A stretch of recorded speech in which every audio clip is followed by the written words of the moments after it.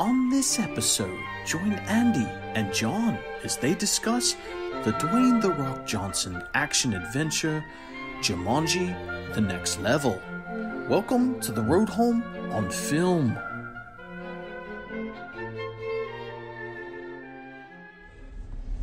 All right, well, we're headed home from the movies. My name's Andy, coming to you live to tape from the Road Home from Wrestling World Mobile Headquarters of the world, and I got John the Rusty. What up, John? Guys, I just saw my 111th movie in theaters this year. I'm excited. Wow, you're a maniac, John. That's a lot of movies. That's too many, if you ask me. Sometimes, well, yeah, there's like 20 movies that I definitely could have lived without. Yeah. But like the other 90, I enjoyed at least somewhat. Well, we're going to find out tonight whether Jumanji was one of those ones that you could do without, or one of the ones you liked. So, spoiler, I liked it. Well, okay, cool. So, and you're really worried about this, so go ahead and give a spoiler warning, because some motherfucker could be listening to this and would get spoiled on the movie because they're a fucking idiot and they would deserve that. Anyway, go ahead. We're just going to let you know ahead of time that if it's a movie that you're wanting to see and you don't want to know a lot of the results of what happened, don't listen anymore. Stop it and come back. And just after you see it. Yeah. Or keep listening, turn the volume down so that we get credit that you listened to it, and then just come back and re-listen to it. Definitely listen to it 3 or 4 times, either way. So, and then tell your friend that they need to listen to it, and then leave us a review and buy a t-shirt. So all that stuff. Yeah. Pretty cool. So anyway, we have been doing these film reviews this year because of reasons, just because it's fun. And we've been, kind of going and seeing movies that have wrestlers in them, right? Mm-hmm. And this movie has a wrestler in it. Well, first of all, it's called Jumanji: The Next Level, bitch. And who is the wrestler in this movie, John? Jack Black. Oh, yeah, from Nacho Libre, right? Yeah, that's cool. Yeah. Was there any other ones? Oh, Dwayne "The Rock" Johnson. Oh, okay, awesome. So this is the first time, I think, that we've had the opportunity to talk about Dwayne "The Rock" Johnson, and I'm going to refer to No, him. he was in Fighting With My Family. Oh, that's right. Yeah, you're right. That was the first one we did. So, just so folks know, I love The Rock. I think he's awesome. He's one of the best wrestlers of all time. There's no doubt about it. And what are your feelings on The Rock, John, as a wrestler? As a wrestler, I do not think he's great. But you're wrong, but go ahead. As a promo king, he is the king. Yeah. I feel like he's great on the mic, but like there's not many wrestling matches with The Rock in it that I'm like, oh, that is one of my best matches I've ever seen. Okay. Well, I mean, he's more of a worker than he is a high-flying, guy. So, I mean, I think he's a great worker, and which means he's a good wrestler to me. I think he's one of the best all-around guys there is. But what is your favorite Rock match? That's a great question. I really like when him and Stone Cold get together. That's always good. You got to say probably the one with Hulk Hogan. That was tremendous. So, WrestleMania 18. There you go. Okay. That's mine would be. Thank you for asking.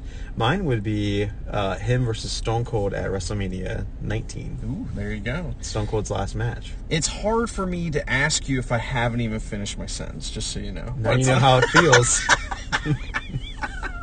You do that to me all the time. I don't know what you mean. So we went and saw Jumanji. Jumanji is, I don't know if you know this, but I know all about this. When I was a kid, me and my sister had this book called Jumanji about a board game that like comes to life, basically. And it's super dangerous and scary, and there's all these characters, and it's a really cool book. If you never read the book, read the book. It's fucking awesome, and it's a great kids book. It's amazing. So when my familiarity with this kind of ends there, other than I saw the first movie, which came out years and years ago with Robin Williams, and then whoever, I don't know who it was, but the guy that played the hunter dude was fucking incredible in that movie. So it was a pretty good movie, and there's been several other ones though apparently that I didn't see because just one other one. Just one other one. Yeah, and The Rock was in that one as well. Yes, right? That was the It was the sequel that this one is based off of, which is Jumanji: Welcome to the Jungle. Oh.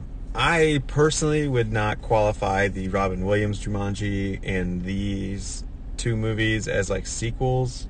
And I feel like the Robin Williams like stands on its own. Okay. Because I feel like these are not related. Because that one's about a board game and this one's about a video game, right? Yeah. Okay.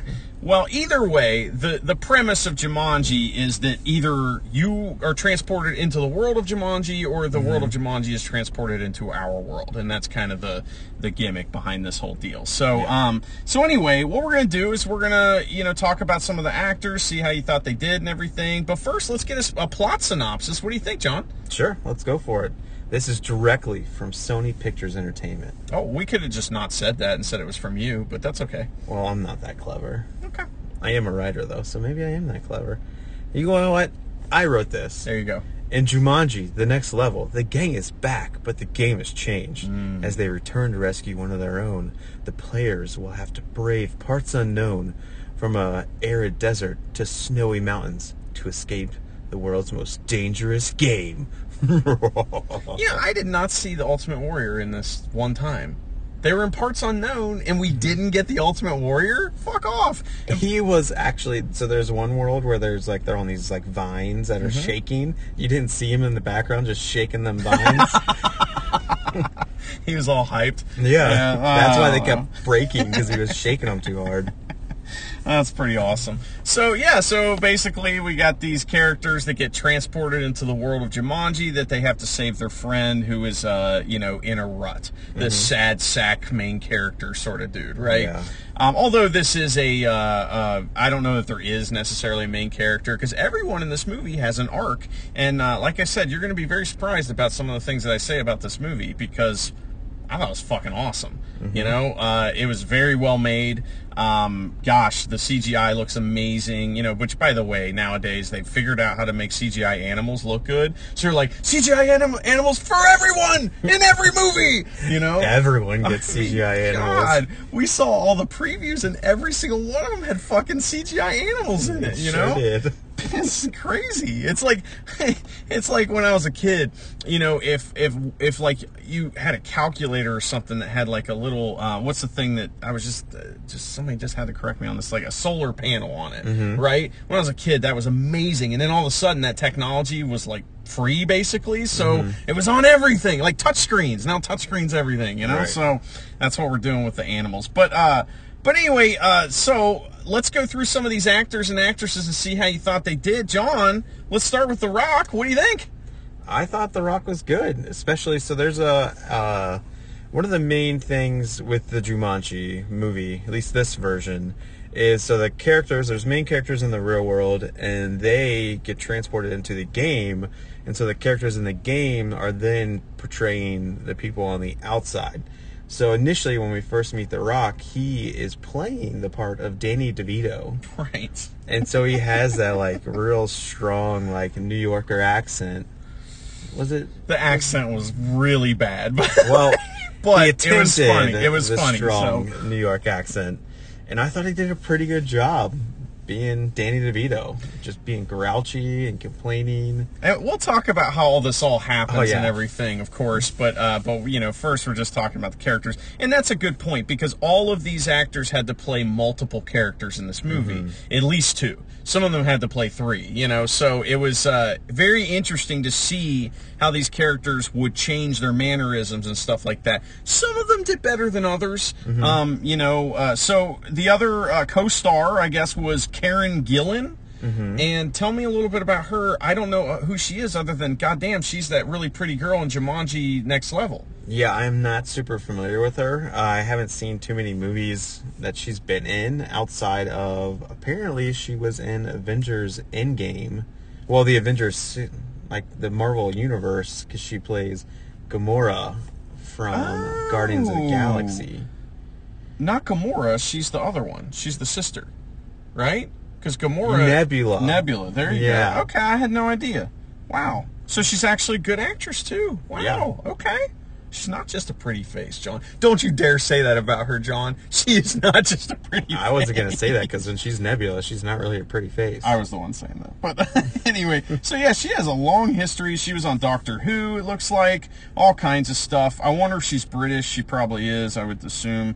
I think you have to be British to be in Doctor Who. Yeah, I think so. I don't know. It's like a requirement. She was born... Oh, she's Scottish.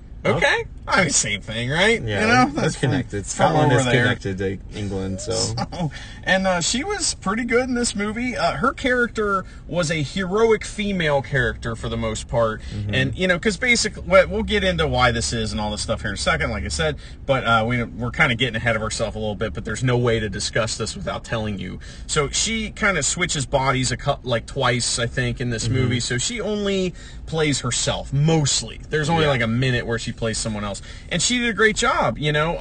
There was only one problem I had with her character, and that was that she forgot that she could fight really good, like, just because of plot reasons, and then was like, oh, yeah, I can fight real good because of plot reasons. So that was the only, like, kind of hiccup with this movie, is that stuff like that happened a lot. But anyway, okay, so who's the next actress or actor? I will go with Kevin Hart. Okay. Kevin Hart is a zoologist in this movie, who also is very good at talking to animals, a la Dr. Dolittle. Oh, shit. Sorts, which we saw a trailer for that. So Kevin Hart, get your own shit.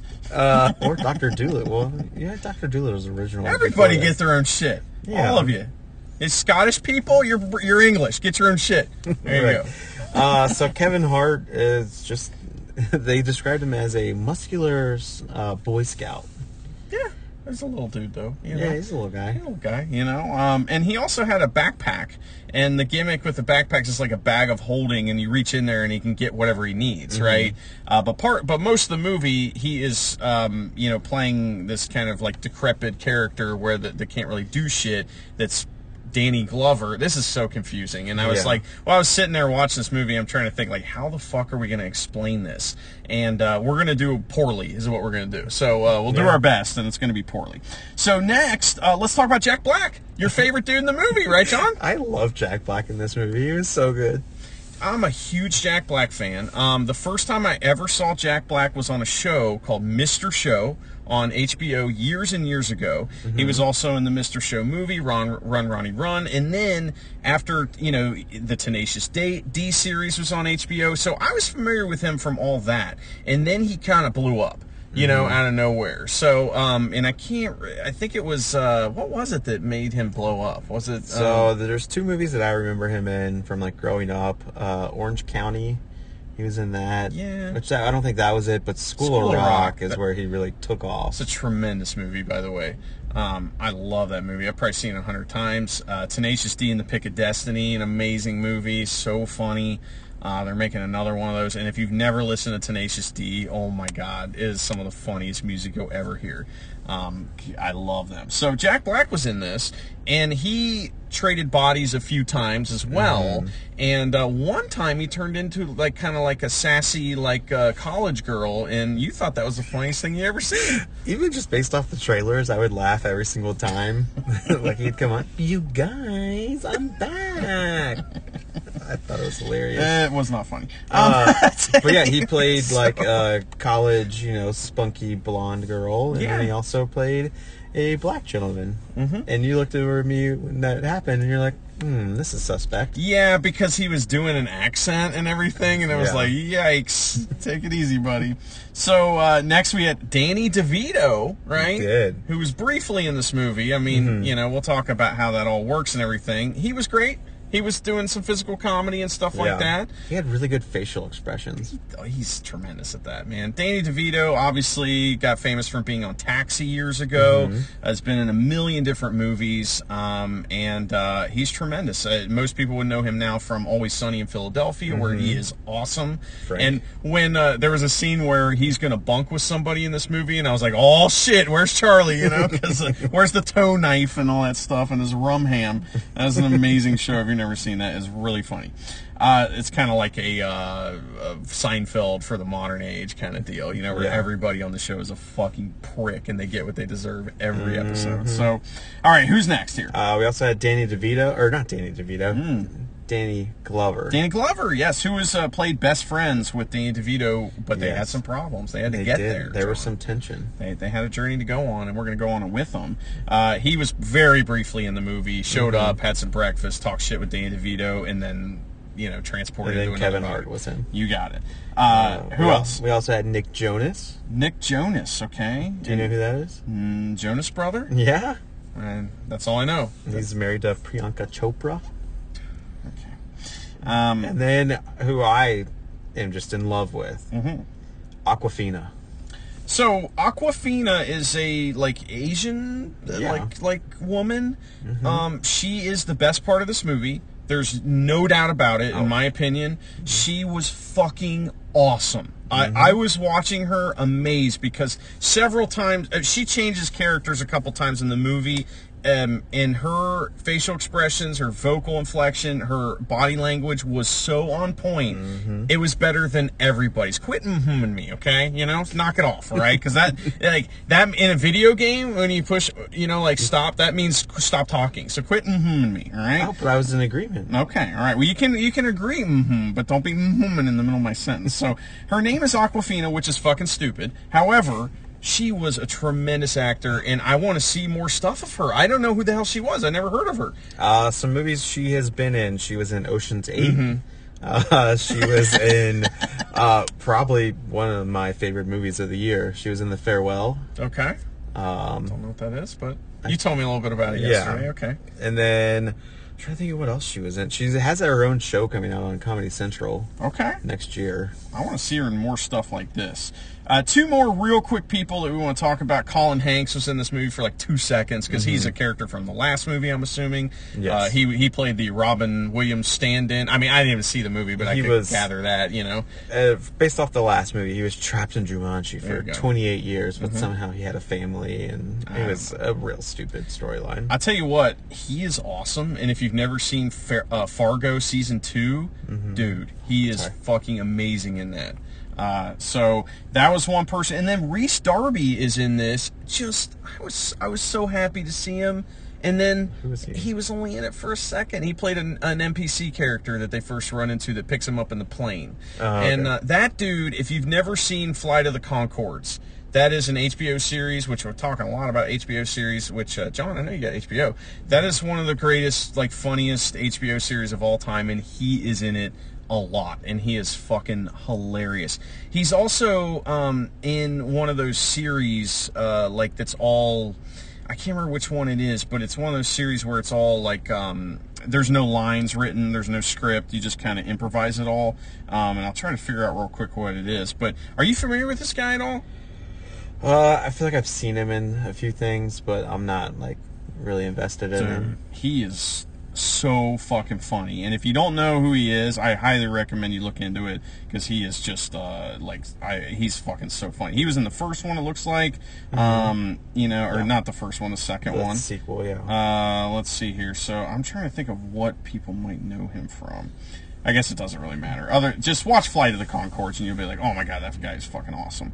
Okay. And then the last guy I think we should talk about is the main villain, who is Rory McCain. Yeah! I was happy to see him, too. Man, he was barely in it, too, which is a shame. Who is this guy? Tell us how do we know this guy? We know him from another HBO series. Yeah, a lot of HBO people. Well, maybe we should just start reviewing HBO shows. Not wrestling related. Well, Ballers, I guess. Oh, God, that show's bad. Rory McCain, he is the Hound on Game of Thrones. That's right. He is awesome. My favorite part of Game of Thrones was him, period. He was my favorite part. Him, his little road trip with Arya, him and Brienne. That was just the best parts of Game of Thrones. He was my favorite character. Now I'm really self-conscious about my ums. I had to call you on it, man. You do it all the time. So well, I think it's my way of not wanting to cut you off, but be in agreement. Okay, we could just say nothing. See, so if you ever listen to Joe Rogan or what's the guy that's all famous now for being the wrestler, and I can't think of his name, Chris Jericho's podcast, the whole time the guest is talking, he's going, we know you're listening, motherfucker. You don't have to tell us with mouth noises, okay? It gets under my skin. So anyway, but it's okay. I'm not mad at you, John. Don't worry about it. Oh, son of a bitch. All right, at least you didn't do it while I was talking. So anyway, this is the movie. It starts off, and we got this group of friends. They're getting the band back together, but we see this. through the eyes of our sad sack character, which we didn't even talk about that actor, I don't Spencer. think. I don't know. He does a lot of horror movies. He was in Hereditary. I have not seen that. Don't spoil it. I heard that there's an awesome twist in that movie, and I want to see it. No spoilers this time. For Hereditary, yeah. Yeah, he's... What is his name? I don't know. Just so we're... His name is Alex Wolff. Alex Wolff, there you go. And he plays Spencer, who is one of the group from the last movie. Yes. And, you know, they ended on a high note, but he is going to school in New York, and he just can't get right. Right. His little girlfriend, who they fell in love while playing Jumanji the last time, as different people. You know, he was the Rock, Yeah. and she was the spunky, not the spunky She girl. was Nebula. Yeah, she was the red-haired girl Yeah. who was really good at kicking ass. I like her. And they fell in love on the game last time, and they tried to make it work in the real world. And Martha is her name in the real world, and she was in love, but he just didn't think that the long-distance relationship would work, and so they've had a slight falling out, which has really brought tension to their friends group. Yeah, and we don't find out why until much later, you know. He just is having problems. We see him, you know, at his at school or whatever coming out, and like people are running into him. He's just like, he can't get with the flow of life. We see him at work. His boss is yelling at him about, you know, being on his phone, which maybe you shouldn't be on your phone where you fucking work, idiot. Yeah. He's like, oh wait, but the camera's behind me and I have to film this scene. Like, oh, okay. So, and then we see him like just trying to walk down the street with his suitcase because they're all going to get together, we find out, and the handle breaks off, and he just cannot get right. And instead of grabbing it from the front, he decides, I'm going to carry it on my back, because that makes sense. Well, it's Jumanji stuff, I guess. I don't know. If there was a song that could have been playing in the background for this, it would have been that Daniel Puff song, Had a Bad Day. Oh, yeah, because he had a bad day. Yeah, it's a bad song. It is a bad song. It's like one of those ones that gets stuck in your ear, but you hate it, you know? Like, it's like, oh, God. By the way, speaking of music, I just want to make the point that this fucking movie had tremendous music, except for one part. For some reason, at one part, like, Kevin Hart busts out a boombox and just starts playing a song that's got nothing to do with anything. I think maybe it's from the I think first it's from movie. the first, like a sequel, whatever we call it. I think it's from that one. And I can't remember what song it was. Ooh, baby, oh, right. I Well, it's love you, UB40. baby. Yeah, UB40. You know, but what is that? I don't know. So that was stupid. But other than that, the music in this is tremendous. Even, okay, so there's a part where they go to the desert, and you hear this, like, Lawrence of Arabia type music that they got going on. And music's a big part of the movie because there's a couple things. One, whenever The Rock gives this certain look, like the ground kind of rumbles and everything, and women around him just get wet. That's pretty much what happens. And so that happens, and then we hear the Jumanji sound. The big drum. Yeah. Boom, boom, boom, boom, pretty boom, cool, boom, man. boom, boom, boom. I'm a big fan of the music in this movie. But, okay, so we start off with this guy, sad sack, you know, we got to get together. So he goes home, and his grandpa is Danny DeVito, and his mom is Lady. Some girl. Other. So, you know, and he finds out that Danny DeVito's been, you know, trying to figure out how to, or he's recovering from a hip surgery, and the guy's going to come fix the heat the next day. But the next day, what happens is that Danny DeVito's friend shows up, Milo, right? And Milo and him used to have a restaurant, and they've you know, ended on bad terms. And so Milo was there to tell him something. And we don't know what until, like, the very end of the movie, right? Yeah. Some sad news. We should probably just say what it is because we'll forget and not talk about it. Yeah. So he's dying. He's dying, right? So, this is an interesting thing, okay? So when I was a kid, I read these books. They're called Guardians of the Flame. And what it is a group of college kids that play Dungeons & Dragons, basically. A game like Dungeons & Dragons, because I can't say that because of copyright reasons. And a, like, evil wizard, like cast a spell on them, and they become their characters, right? And one of the characters is a guy in a wheelchair that has, like, multiple sclerosis, but he becomes this, like, strong person. And so he doesn't want to leave the world where they're all trying to get back. And that's a really cool conflict. And we have that same kind of thing in this movie a little bit at the end, because this character doesn't want to leave, because if he leaves, he just goes back and dies, you know? Right. Pretty cool. So that was a very deep thing for this supposed kids movie, which, by the way, A lot of cursing in this kids movie. Yeah, it didn't feel very kids. I mean, it was kids, but like there was just a lot of language. It was PG-13. It had to be because they said shit a bunch of times. I think it was, yeah. It's a little too much cursing, for my opinion, if it's going to be a kids movie. But I mean, they like when they get transported in the world, the first thing they're all saying is "God damn, God damn." They're all just saying "God damn." Like, why? All right, so basically what happens is that our sad sack character is depressed, so he decides to go into the world of Jumanji. He finds the video game, and he goes in there, but his friends don't know. What happens here? Well, they're waiting for him at breakfast because they made plans for brunch. At the same place that Danny DeVito and Milo used to own, but now it's called Nora's, which Danny DeVito just shits on. So upset. It's not a restaurant, it's a breakfast joint, even though it's open 24 hours. Yeah, 24-hour breakfast. That's the shit right there. With 2 open signs. Yeah. Very unnecessary. That was weird. So they are worried about Spencer for not showing up. So they show up at Spencer's house looking for him, and they go down in the basement because they hear the drums beating, and they discover that Spencer has pulled out the game, and they're going in to find him. That's right. So, real quick, let's try to run down who becomes who. You're going to have to help me with this because I don't remember. Danny DeVito becomes The Rock, yes. All right, which is pretty funny. Although the accent, good Lord, what are we doing? That accent was brutal. He's doing his best. Okay, let me just tell you about accents in movies. And here's a spoiler for you. You may want to skip this, okay? Because I am going to ruin movies for you, all right? Is that accents in movies come and go, all right? And it is fucking bullshit. And if you listen, there's 2 things that happens with accents. One is like when an American is doing some other accent, they come and go. In one scene they have it, the next scene they don't. And that happens with the best actors, all right? It just always happens.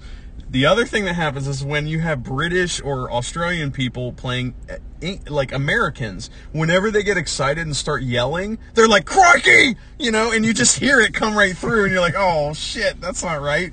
So, sorry I spoiled all movies for you. But, so The Rock's trying to do this accent. His facial expressions were tremendous because he was just doing the old guy face, and then he'd do the Rock face. Yeah. And then he'd do the old guy face. Look. Really funny, man. So, Kevin Hart played Milo. So Milo becomes Kevin Hart, right? Yes. Bethany becomes no one because Bethany gets locked out of the game. Right, yes. Jack Black becomes Fridge, which is the big athletic black gentleman. Yes. Okay. And then Martha becomes the red-haired girl. Yeah. Which I don't know. Who cares what her name is? I like her. But anyway, so we have ourselves an adventure. First thing that happens is that they're in Jumanji, and they're like, oh shit. They basically keep explaining, and there is this joke that gets a little tired after a while because it's like Dan DeVito's like, well, The Rock, as Dan DeVito is playing up that he's so old that he doesn't know what words are, I guess, because they're like, we're in a video game, and 40 minutes later, he's still like, what? What, we're in a video game? What? Which I'm sure little kids thought that was funny, but, and John. So, John thought it was funny, too. I did to an extent. I'm like, it's so... Like the 17th time they did that joke. After 20 minutes of us explaining to Danny DeVito, I'm like, all right, let's move on. It's kind of stupid. So, because by then, Milo had caught on. Yes! And we're like, why can't Danny DeVito catch on? I was worried that he might have, some memory issues. Yeah, maybe he has that old timer's disease. Sometimes. Dude, shoot job talk real quick. I had this lady come in the other day, and she told me, I don't know what this has to do with with business that we were trying to attend or whatever, but she goes, hey, do not drink out of aluminum cans. It causes old timer's disease. And I was like, really? And she goes, yeah, you know how I know? And I was like, oh, I don't know. And this is completely unsolicited. She goes, when I was a kid, I used to drink out of them, and I became very forgetful. And then I stopped, and I wasn't anymore. I'm like, oh, that proves it. Science! Yeah, she did a scientific study and figured out what the solution was. She also told me that Diet Coke kills kids' brain cells, so don't give them. I was like, okay. Well, Diet Coke tastes disgusting. It's not good for you, but I don't think it kills your brain. But anyway, maybe eventually. So, so they spend this first couple minutes explaining things, and then they get picked up. Is this where the ostrich shit happens? No, they get picked up on the plane, right? Up on the plane by Nigel, who is awesome. He's my second favorite character that doesn't get any play in this movie, and it sucks. He's in it for 5 minutes total. He's so funny, and they realize that he's an NPC, and he just repeats the same shit over and over again. Well, they knew that, the people who had already played it, but the old people, they just could not catch on. So this is where we get our plot. And what happens is that a letter appears in the hand of the Rock, and the Rock is like, you know, he's your Mary Sue dude character, basically. And so he is reading this, and it's like, basically the idea is that there is this fruit jewel thing, which is a little confusing because they often have to go after another piece of fruit, which is kind of confusing. Yes. And this fruit jewel thing is around the neck of this like elder in some village, and that's what gives Jumanji, the people of Jumanji, crops and good weather, I guess. Yeah, it keeps the sun out, which the only way to activate it is by having sun on it. So when you put it in a dark chest, it takes all light out of Jumanji. Which is what the Hound does. So, you know, in this letter, basically, which I don't even remember who the letter was from, but... The letter just appeared in the Rock's pocket. Well, I know, but who was it from? I think it was from Nigel, the plane. The guy who, he said, I wrote you a letter, and then I think so, and he like sent it to you. Okay. Either way, so he's reading this letter, and then we find out that the Hound has, you know, sacked that village, taken the fruit thing, not the first fruit thing, not the main MacGuffin, not the secondary MacGuffin. Right? So throws it in a box and locks the door, and now everyone in Jumanji is starving. Although we see many parts of Jumanji that seem to be thriving, but not... Maybe those were only like where the bad guys were. I guess so. The bad guys were thriving. The good guys were not. So we get a lot of physical comedy in this movie because what happens is that each character has 3 lives, and every time they die, they fall from the sky, and like all the characters that are goofballs just fall on their ass and go, oh, it hurts, and then everybody that's a badass falls and does the Superman pose, right? So they have to jump out of this plane into a sand area. So this is the first level of the game. It's called Dunes, and he's like, no shit, it's called Dunes. God damn it, fuck, you know, because that's what we're doing in this kids movie. And we have this desert thing with ostriches. Tell me about this, John. So they discover like a little, I don't know, it's kind of like a Mad Max set piece. It's a junkyard, you know? There's a junkyard of a bunch of cars broken down, and an ostrich comes running out of nowhere, and Kevin Hart is explaining, because he's the zoologist, he's explaining what this animal is like, and the Rock's like, I need you to go, so he tries to bat it off, and the ostrich just kills him. Yep. And they all freak out, and the ostrich runs away. And then Kevin Hart explains that ostriches run in packs, and so all of a sudden they have a big stampede of ostriches coming at them. And luckily, they discover that there's 2 working cars sitting in this car lot that they activate and start driving off. So you have The Rock and Kevin Hart together, so the 2 old-timers hanging out. And then you have the young kids hanging out in the other car. And Bethany eventually crashes their car, and The Rock rescues them. And they almost drive off a cliff. And The Rock, being so smart, goes back and jumps over the gap because there is a little ramp in the car. Yeah, he jumps with the car, right? Yeah, with everyone in it. And unfortunately, the ostriches rip off the roof of this car, and everyone's worried that they are not going to make it. What did you think of this as an action set piece? This is a huge action scene to open. This is your shine part of the movie, you know, where we get these guys doing all kinds of cool shit. What did you think of it? The million ostriches and all that. I thought it was a fun piece. I mean, it's not necessarily original. I mean, we've seen stampedes before. Of ostriches? Maybe not of ostriches, of just like animals in general. But I thought it was a fun way to welcome us into this world. Yeah, we're learning it's dangerous. We're also learning it's a little goofy, you know, but at the same time, the goofiness, don't be surprised. Because what was it? One of the dudes gets eaten by a snake immediately, you know, like it. Yeah, Jack Black does. Yeah, so, but like I said, they have 3 lives. They have this like tattoo on their arm, which, by the way, little tip on good movie making. They told us about that, but they also showed it to us. Every time one of them lost a life, they would look to check. Oh, I only have X amount of lives. And that's good movie making. But there were times where they would show their forearm without losing lives, and there weren't tattoos. Uh-oh, whoopsie. So well, maybe it's in the game, it's only when you look, you know, or something. Guess. So, yeah, well, that's a continuity issue, but... I know, I am very... Like, I pay attention to continuity. Just like there was a part where Danny DeVito throws down his fork and it's not on his plate, and then the next scene the fork is on his plate, and I was Do you know why that happens? It happens because they do, like, the way they make movies now is, and it's just awful. It really shows up in comedies, and why I hate fucking comedies for the most part, is that they just take 1,000 takes, and then they just split it all together that way. And so, and in the past, movies were less, they weren't made as much that way. They tried to kind of like, I don't know, like if you watch a Martin Scorsese movie, you can tell that they didn't just do 1,000,000 takes, you know, and just pick the best one. It's just, that's the way they make movies now. So because of that, you end up with these continuity issues, and you also end up with, like, conversations that are not natural. And that's the funny part. You know, like the way that the conversation, and it's like, that's not funny. It's just bad. So anyway, a little continuity issues there. So they get through the dunes area, and you know, basically Jack Black is about to tell them, what are we going to do? There's no hope. We can't do anything. I hurt my ankle or some shit. And he falls. That's later. Well, whatever. He falls over this sand dune. He goes, guys, you got to check this out. And we see a city, right? Mm-hmm. And that's the Oasis, yes, which is the kind of, I don't know, the boss area of the first, you know, level. World, yeah. So tell us what happens here in this Oasis area. So they get down to the town, they go into a bar, and they remember that they were told to, like, follow the flame. And so they're in this bar, and The Rock's old love interest comes up and starts interacting with him. It's pretty funny. And the funniest part is Kevin Hart, who's being Milo, is looking at Danny DeVito, who's The Rock, and he's like, oh, she's smoking. And he's like, oh, I got something for her. And he's like, yeah, you do. Yeah, he's rooting his friend on, you know, he's being the wingman. And so the girl slaps him and walks off, and the other characters remember, oh, we're supposed to follow the flame, because that's his old flame. Very good. So they follow and go up the steps, and she's nowhere to be found, but then they discover that the big boss is there with the jewel in the locked case.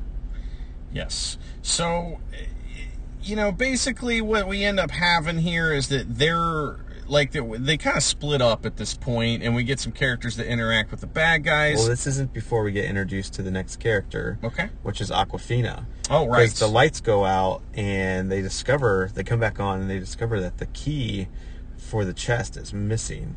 And so they yell, thief, and as she is running away, Awkwafina, The Rock grabs her and says, I got the thief.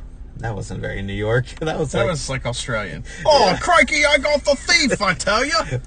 So he's like, I got the thief. So they grab her, and they bring her back, and then they end up killing her. But they realize that she is Spencer, right? Yes, they realize that is their friend that they've been looking for. So that's where we have that. And while that's going on, Jack Black and the Martha... Bethany, Martha, whatever, the hot chick. Martha. They are finishing this part of the quest where they're finding this fruit that's on Jumanji berry. Yeah, the Jumanji berry that looks kind of like the other MacGuffin. That's kind of weird. I don't know.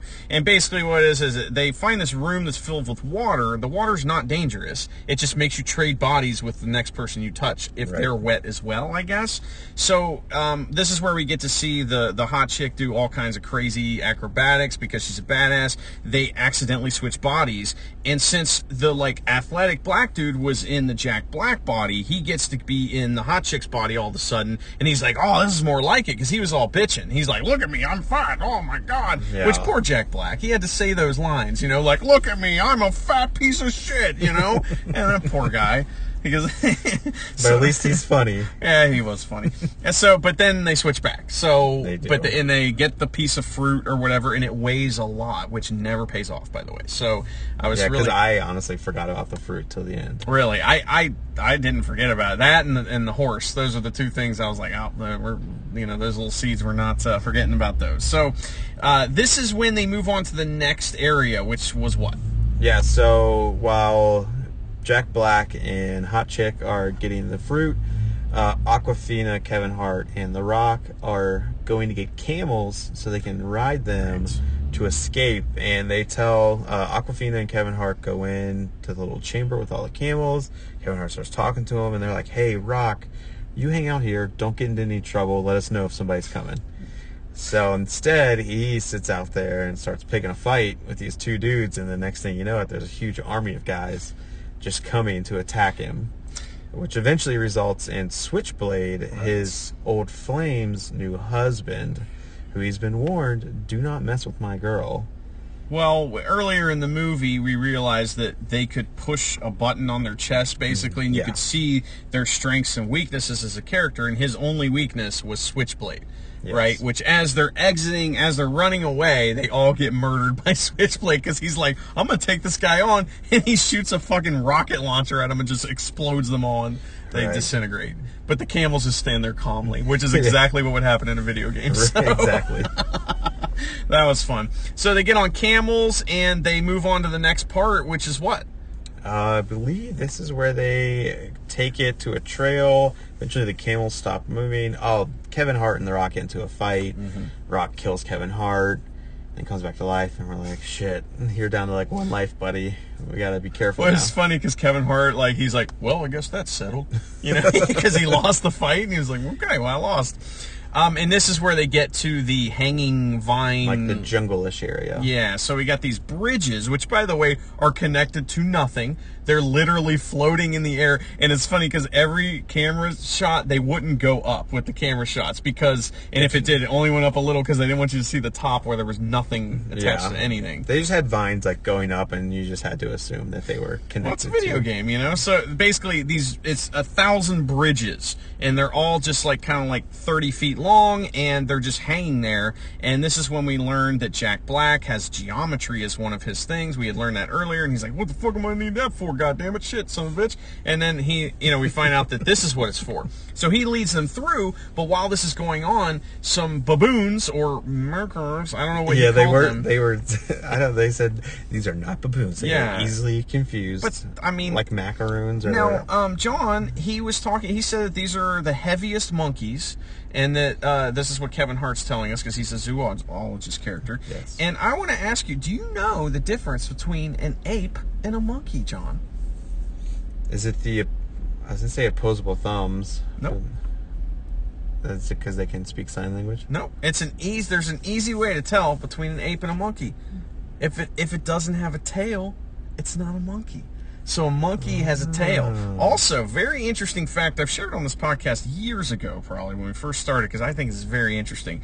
There are only 2 creatures on Earth that cannot swim at birth, that don't swim by instinct. If you take a bird and you throw it in the river, it'll swim. If you take a cat, you throw it in the river, it'll swim, all right? Every creature on Earth, except for 2, or you could say 1, if depending on what you believe. I'm going to say it's us, humans, human beings, and monkeys. Monkeys or apes, that's right. Well, because, supposedly we're evolved from monkeys. So if you ever go to the zoo and you see how there's like a monkey island, they always have those at the zoo where all these monkeys are right fucking there, and the only thing in between you and the water is because they will not go in the water because they just die. They sink to the floor. I've always wondered why they don't come back over. Yep, that's why. So they're the only animals that can't swim, which is very strange, and I don't really know what to make of that. I guess they're not very evolved. Horse! You throw a horse in the water, it swims better than us. Horses swim great. It's crazy. A cow will swim. Anyway, so I'm the zoologist character on this podcast, by the way. So. And if you've ever listened to our show before, you know that we are educational first. Yeah, education first, comedy second, maybe 1A and 1B, All right, so we have this amazing action scene where basically they just have to cross all these bridges while these baboon character things are chasing them, and they split up, but then they're together, and then they're not. It's a really good action scene. I don't know how to describe it. Ultimate Warriors in the background shaking the vines. And that's why all these bridges kept falling. Yeah, so that was really fun, and they get to the other side, but the baboons are like, I'm still going to chase you, right? Exactly. How do they, I don't remember how they get rid of them. They got rescued by Nick Jonas and Bethany finally getting into the game. There you go. And so Bethany is a horse, and Nick Jonas is the Hanks guy. Yeah, they pretty much could have been the same dude. He's just another white bread dude, He was, yeah. And Nick I guess Jonas might have been the most boring person in this movie. He was terrible. Yeah, he was, he was nothing is what he was. Yeah, he was literally just a generic character. You have all these other characters in this movie. That's one of the cool things about this movie is its ensemble cast of just outstanding, interesting characters that are that have multiple sides to them, are very in depth. And then you got him, and he's like, "Hey, I'm a white guy. check me out. Yeah. He had a jacket on that said like Airborne or something like that. Well, that's from the second movie. Whatever, the prequel to this one is he is a pilot. Oh, riding a horse, huh? He's a water plane pilot. Oh yeah, like a seaplane. That's what Yeah. it said. When I was a kid, my uncle had a seaplane. All right, What? and he used to fucking land it in the river right outside of our house. That was some cool Did he shit. ever take you on it? Absolutely. That sounds fun. I've been on lots of planes. Not for years, but I've been on lots of planes. When I was a kid, my like I said, my uncle was a pilot, and he always wanted to show off. It was the 80s. He's like, yeah, everything's on a credit card, kid. Get in here, you know? Did he ever barrel roll? Actually, interesting story. So once we went on a private jet to Texas, and this was just because his boss wanted to fly to Texas, and he's like, hey, you guys want to go? We're like, fuck yeah. Sure. So we jump on a private jet, and we asked him to do a barrel roll, and he said, you cannot do that in that kind of plane. You know why, John? The wings will break off? That's not true. What'll happen is the toilets will spill. No, So you cannot. don't want that. Right. So that's why you can do it in an F-15. It doesn't have a fucking toilet. So what you do is you kind of, I don't know how to describe this, but you do a barrel roll. You just kind of, it's like you can do it, but it's not a barrel roll. You just kind of turn in like a circle upside down, and the centrifugal force keeps the toilet from spilling, and it's a terrifying experience that I will never forget, and it was awesome. So that was cool. Okay. Yeah, lots. Yeah, you learn a lot about me today. You know, education first. I'm an education first person, so there you go. And I'm being educated on your life. So our team is all together. All right, they got their final part of the, we're going into Act 3. They know where the Hound is. They know where he's got the jewel. They got the piece of fruit. They're all together. They got a fucking horse. They got Kevin Hart and The Rock and a hot chick. And where do they go, John? They want to go swimming because they do not like the characters that they are trapped in. They're saying, Danny DeVito, you are a terrible rock. Milo, you are a terrible zoologist because you can't speak a very fast sentence. And Bethany's a horse, and they want her out of that. She wants out of that body. So what happened? So they get in the water and they realize they are in a very cold environment and start freezing immediately. But they luckily have all switched bodies, and so now Awkwafina is playing Danny DeVito. Milo, who is Danny Glover, is now the horse. Spencer is back to being the Rock. Fridge is back to being Kevin Hart, and Bethany is Jack Black. Yeah, and that's when you started to really like it. Now, just to back up a little bit, when you said the water, they came to the edge of this cavern, this kind of like cliff, and they looked down, and in the water, lightning shooting through it like it was in the fruit part where they switched bodies the first time, where they set that up. So you're correct. And so this is when everybody's back in the bodies that they were probably for the previous movie, I would assume. I don't know, but everything seems like right with the world, and they got to storm the castle. Yeah, so and they're all back to being boring, plain people. Except for Awkwafina. Yeah, she's who awesome. Again starts stealing scenes, dude, because she's now being Danny DeVito, and like you were saying earlier, she even starts walking like Danny DeVito. Amazing. She's like hunched over, and her whole face changes. I mean, she is awesome in this, and like her as Danny DeVito is tremendous. I love it. She's the best. I don't know what else to say about it except she's the fucking best part of this whole movie. And this is a good movie. So anyway, their plan involves getting Awkwafina in this area where she get captured somehow. Yes, Awkwafina and the horse get captured because the horse is being kind of taken over by these guys, and she's wondering what's going on. They capture her. Nick Jonas discovers this, and he says, all right guys, it's time to go to battle. Nick Jonas saves the horse. The Rock and Hot Chick save Awkwafina, and then they all kind of team up to do this heist deal, right? Yeah, because Jack Black and Kevin Hart get mistaken for these brothers that are supposed to be coming to town, and so that's how they get in. And Nick Jonas dies a few times, but then he rescues the horse and discovers that the horse has special powers as well, but we don't know what those are quite yet. I knew immediately. I was like, oh, okay, this is great, because we had to also have this giant blimp, right? Which is where the Rock chases the Hound onto this blimp, and they have a big old fight up there. I don't think we need to go through this step by step. I think that would be... You're pretty much at the end. Yeah, so, basically they run this heist. There's some fun stuff. We also get the hot chick realizing out of nowhere, oh yeah, I can kick everyone's ass. So she has this amazing fight scene where she beats everybody up. I think that's why the music comes into play, because in the last one, they realize that one of her strengths is dance fighting. And so that's why they bring out the boombox. That we referenced earlier. I had just forgot that her skill was being able to dance fight. Okay. Huh. Well, that fucking fight scene is great. Awesome. I mean, it is awesome. I was just blown away by that fight scene. And while that's going on, we got The Rock having a stare down with or showdown with the Hound on this flying machine. And all the set pieces are awesome. I mean, this flying machine looks so cool. It looks like an evil ice flying machine. I mean, it's fucking awesome. And basically they all work together, and we realize also that this fruit that they had picked up is the only weakness of the bad guy. Yes. So that gets splashed all over him. They beat him up. The Rock saves the day. Everybody wins, and that's kind of it, right? The blimp starts crashing, and so The Rock and the Hound are fighting, and they fall out of the blimp, and The Rock pushes him off and grabs the necklace and holds onto a rope. And as the blimp is crashing, this is where Nick Jonas and the horse come up. And the horse is flying. Yeah, right? And so they say, Aquafina, get on that horse. And so they go running, and they're like, oh, he's going to jump off this thing. And as he's jumping off, some wings pop out, because that is his special ability. And so the horse flies over to The Rock. The Rock throws the jewel to him, or her, and they fly above the clouds. And the sun hits the jewel. They say, Jumanji. And all is right in the world. They win. Yeah. They win the game. Nobody dies except for the Hound and all the bad guys pretty much.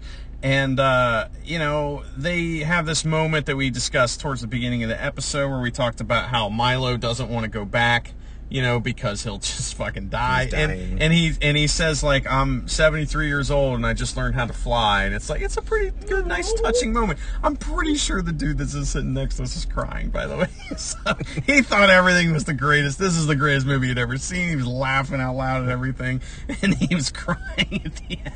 Hey, there's no shame in that. I think I've cried in 4 movies this year. I was crying because I couldn't stop yawning. That's why I was crying. I was crying from laughter when Jack Black became Bethany. I legitimately had tears in my eyes, laughing at it.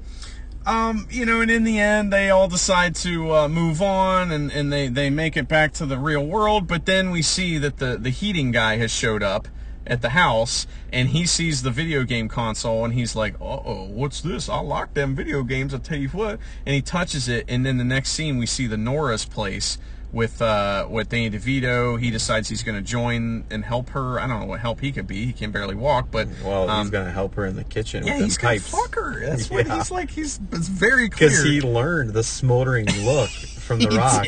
He brought it back with him, and she immediately gets soaking wet. It's oh, like that. She has an orgasm by looking. Clean up at him. in aisle 5. That was awesome. And she's 20 years younger than him at least. And the gang makes a pact that we are never going to go back into that game. No. Well, don't you worry, kids. The game has come to you. Which is how the original, the book is. That's how the book is. That's how the original movie was. These kids play this game, and it comes to the world, and you got to win. So, John, any final thoughts on Jumanji, The Next Level? I thought it was really good. I really enjoyed it. My only gripe is, so they had the story with Martha and Spencer and their love quarrel. Oh, yeah, we didn't wrap that up, did we? Yeah, because it was so boring. It was. They fell back in love, whatever. They saw each other as their characters. His excuse for being a jerk was that he didn't think that she would, I don't know why, but then I was feeling insecure, but I just never wanted to discuss it. That was his excuse, what? So, I didn't like that they had 2 different relationship storylines going at the same time. I think the Danny DeVito, Danny Glover one was way better It's a great than Spencer story, and Martha's storyline. That was probably my only gripe with this movie. But overall, like, I thought Awkwafina was amazing. Jack Black was amazing. The Rock, even though the accent didn't totally work all the time, was really good. Kevin Hart was freaking hilarious in this. I loved pretty much the Rock, Kevin Hart, and Jack Black were freaking great. Yeah. And Awkwafina. Yeah. The red-haired chick, she was okay. I thought she was pretty good too. You know, she did her job. She was supposed to be a generic baby face, and she did that. You know, Yeah. and she had a little more, you know, pizzazz than most. And I was really happy to look at her, especially like that when they threw her in the water. You know, she like went in the water. I'm like, all right, now she's all wet. Awesome. You know, it's great. What's your final thoughts on this movie? I loved it. I thought it was great. This is the best movie we've seen on Road Home on Film, maybe other than Fighting with My Family. Oh, for sure. You know, I think this is better than that. This is a great movie. I would highly recommend you see it. You know, maybe even have a few beers before you see this one. You know, that'd be a really good one. We're seeing it on a Saturday morning. So, Yeah. which shout out to Alex Hayden. We saw Alex Hayden and Danielle over here when we were seeing the movie. We did. That And was if I would pretty have cool. known they were coming, I would have tried and got seats with them. Yeah, but we didn't know, you know. Gotta get our shit together, I guess. Yeah. So, all right, awesome. Well, nothing else, right? We got this all wrapped up? No, definitely go see it. I mean, I think movies that are coming up that we might be able to cover, Dr. Dolittle. Oh, John Cena's in it. He's playing a polar bear, I so believe. fucking stupid, but okay. And then I'm pretty sure there was a Batista movie coming out called like My Spy, where he was with like the little girl. Yeah. I'm pretty sure it got postponed because I have not Okay. seen anything about it. I Here feel like recently. there's something else coming up though, but I don't know. We'll keep doing these, you know, Road Home on Film episodes. People seem to like them, and they're a lot of fun to do. So, you know, Agreed. we'll keep doing this stuff. And if you guys have any, you know, films you'd like us to review, you know, you can hit us up at the Road Home FW on Twitter or the Road Home FW at gmail.com. I mean, we get so many emails, it's hard to like sort through them all. But, you know, if you guys could send us some suggestions, that's fine. We will never do the same old movies that everybody else has done. Just that's a fact. We're not going to do that.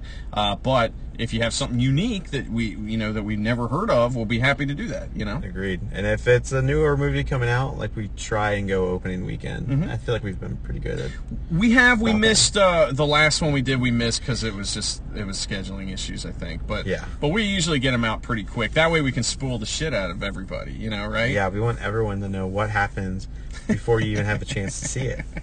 Awesome. All right. Well, you can follow me at Teresa for tweets. You can follow John at jhat05. Thank you guys so much for listening. Sayonara.